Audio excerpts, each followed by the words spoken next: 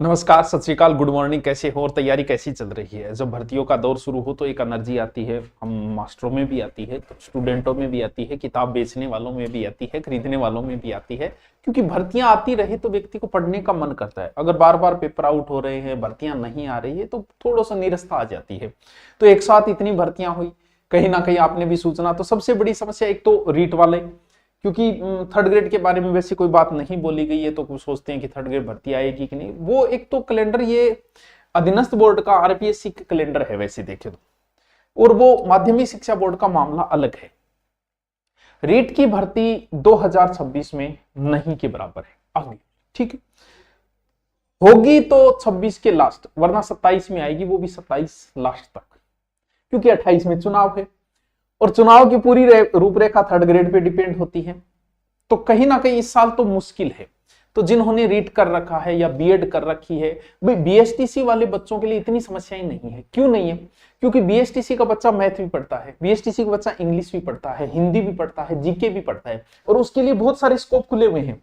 जैसे Rajasthan police scope उसके लिए खुला हुआ, बीएसटीसी ग्राम विकास अधिकारी स्कोप उसके लिए खुला हुआ है, और पुलिस और भी जो भी भर्तियां आती है, क्योंकि उस अब जो बीएड किया हुआ है उसके सब्जेक्ट मजबूत नहीं होते, ना इंग्लिश होती है किसी की हिंदी मजबूत नहीं है, किसी की मैथ मजबूत नहीं, क्योंकि सारे सब्जेक्ट वो पढ़ता नहीं है।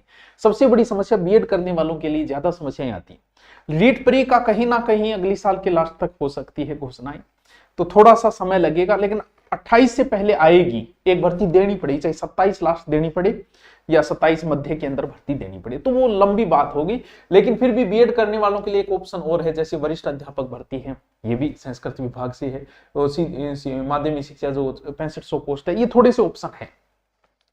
एक सबसे बड़ा प्रश्न यूनिवर्सल प्रश्न है, हर बेरोजगार का एक सीधा सा प्रश्न है, मैं क्या की तैयारी करूं?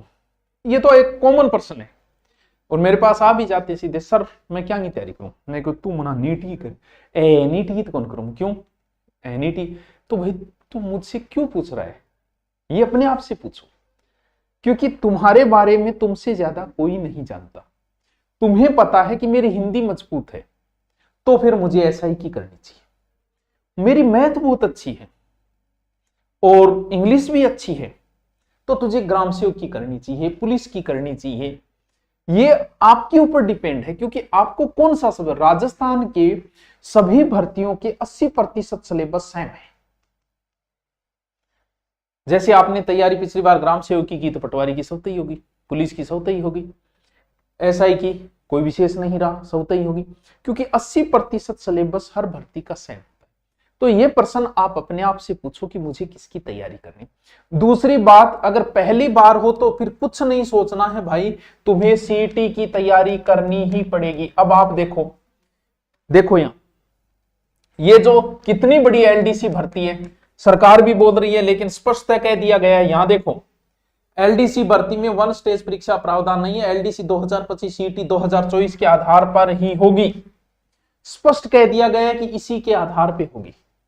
कितनी बड़ी भर्ती है। जो सीईटी पास आउट थे 10,000 तो पुलिस में लग गई, कुछ पटवारी ग्राम सेवक में लग गई। अब जो बच्चे हैं, थोड़े बहुत बच्चे हैं जो पढ़ने वाले, ऐसे तो बहुत बच्चे हैं, वो इस एलडीसी में सिलेक्टेड हो जाएंगे। तो सीईटी भर्ती कितनी महत्वपूर्ण है ये आप सोच सकते हो। आगे जो भी भर्तियां आएगी, आप बताओ 2024 जिन्होंने सीईटी पास किया उन्होंने मजे लिए, 25 की सब भर्तियां देखी, और यहां तक कि 26 की भर्तियां भी देख रहे हैं। ये एलडीसी 26 में आई, इसे भी वो देखेंगे, और वो आराम से कहीं ना कहीं पढ़ने वाला बच्चा सिलेक्ट हो जाएगा जिसने सीईटी पास की। तो सीईटी आपके लिए सबसे जरूरी है। और बाद में सोचो, पहले ये सोचो कि मेरी सीईटी क्लियर है तो मुझे इन भर्तियों में से तैयारी नहीं करनी है, नहीं क्लियर है तो मुझे सीईटी भी क्लियर करनी है। ग्रेजुएशन हो तो ठीक है, अभी आपके लिए एसआई भर्ती एक बड़ा ऑप्शन है। 1015 पोस्ट बहुत बड़ी पोस्ट होती है, शानदार पोस्ट, एडिशनल एसपी बन के रिटायरमेंट होता है। इस भर्ती में लग जाओ बच्चों, जो भी ग्रेजुएशन है, जिसका थोड़ा सा भी मन, आरएस लेवल की भर्ती है, आरएस की बराबर की भर्ती है। भाई आरएस में आप डिप्टी बने तो भी कहां तक पहुंचोगे? डिप्टी बन के एडिशनल एसपी, एसपी तो 10% पहुंच पाते हैं, वो 55 के बाद। यहाँ एसआई भी एडिशनल एसपी तक पहुंचेगा। कितनी बड़ी भर्ती है। इस भर्ती में जी जान ठोक दो। अप्रैल में एग्जाम है, तुम्हें हिंदी पढ़नी है, यूट्यूब पे मेरी हिंदी 3 बार कराई है, तुम्हें कोर्स में पढ़नी है, क्योंकि कोर्स में कुछ चीजें जैसे प्रायवाची है, पारिभाषिक है, ये भी हमने करवाए हैं। कोर्स में पढ़ना है तो स्पेशल हिंदी का कोर्स लेके पढ़ लो, लेकिन इस ऐसा ही भर्ती को मत जाने तो, बड़ी भर्ती है, उप निरीक्षक का बहुत ऊंची पोस्ट है ये। अब ये इसमें करो, वरना फिर सीईटी की तैयारी करो, और कोई ऑप्शन नहीं है आपके पास। तो सीईटी सबसे महत्वपूर्ण है। हम सीईटी के बेंच जो लेने जा रहे हैं वो लंबे बेंच लेने जा रहे हैं, 1 ईयर वाले बेंच, फाउंडेशन बेंच। ग्राम सेवक, पुलिस के जो भी बच्चे पुलिस की तैयारी करना चाह रहा है, पुलिस जो है अच्छी भर्ती है। सीईटी जो नई सीईटी पास करके भी शामिल हो गए आप, तो पुलिस पहले सीईटी, तो सीईटी का भी हम एक लाइव बेंच लेने जा रहे हैं। लाइव जो 1 ईयर बेंच होगा, 1 साल तक रहेगा, क्योंकि सीईटी का बेंच अगर आपने ले लिया तो आप मान के चलो कि सब कुछ आ गया आपका। फिर आपको किसी ना ग्राम सेवक का कोर्स अलग से खरीदने की जरूरत है, ना पटवारी का अलग से खरीदने की जरूरत है, ना पुलिस का अलग से खरीदने, सब हम सीईटी में ही दे देंगे। तो सीईटी एक फाउंडेशन बेंच है एक तरीके का। तो सीईटी आप चाहे ग्रेजुएशन लेवल का लो, चाहे 12th लेवल का लो, एक नॉर्मल छोटी सी फीस रखी गई है 1 ईयर के लिए। पुलिस अभी जो तैयारी कर रहे हैं, ग्राम सेवक की या पुलिस की करना चाह रहे हैं, फिर भी मैं कहूंगा कि सीईटी वाला ले लो, चाहे आप पुलिस की कर रहे हो, चाहे ग्राम सेवक की कर रहे हो, चाहे पटवारी की कर रहे हो। 1 ईयर फाउंडेशन है, ये नहीं कि सीईटी होते ही हम हटा देंगे, 1 ईयर तक चलेगा। ठीक है। एलडीसी एक अच्छी भर्ती है, अगर आपका सीईटी पास आउट और एलडीसी पे फोकस है तो बहुत अच्छी टीम।